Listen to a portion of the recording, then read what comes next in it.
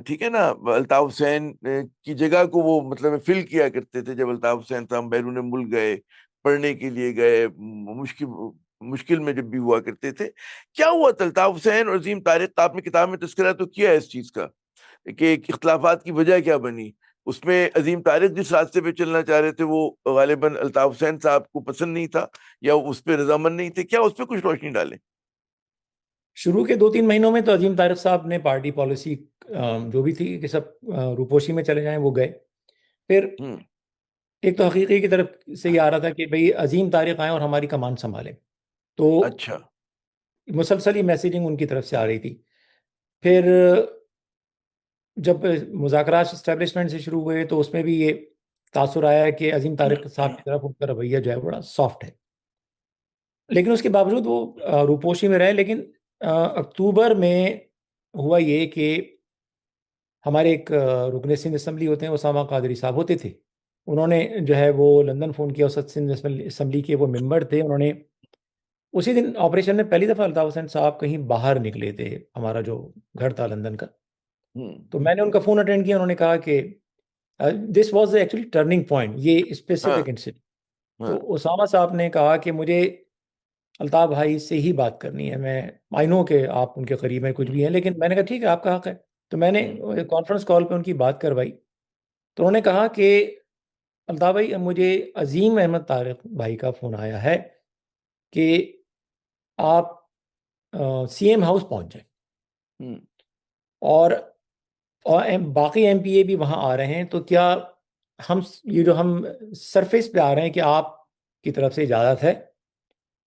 तो अल्ताफ हुसैन साहब ने कहा नहीं, इसकी कोई, मैंने, मेरे इल्म में भी नहीं है कि ये क्या चल रहा है, और आप ना जाएं वहाँ पे।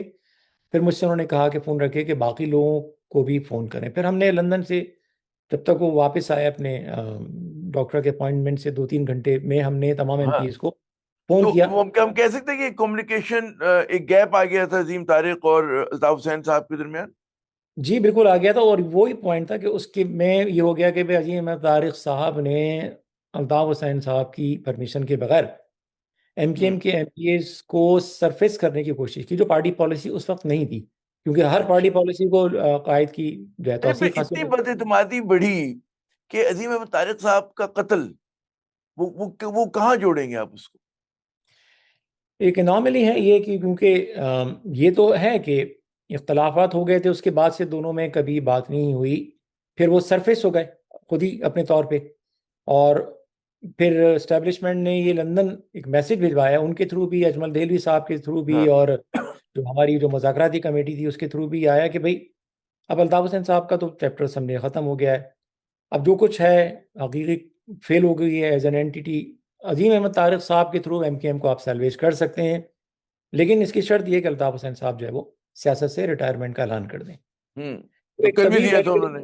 जी, एक तवील डेलिब्रेशन हुई है, कोई आसान नहीं था उसमें। बैक एंड फोर्थ राय आना जाना।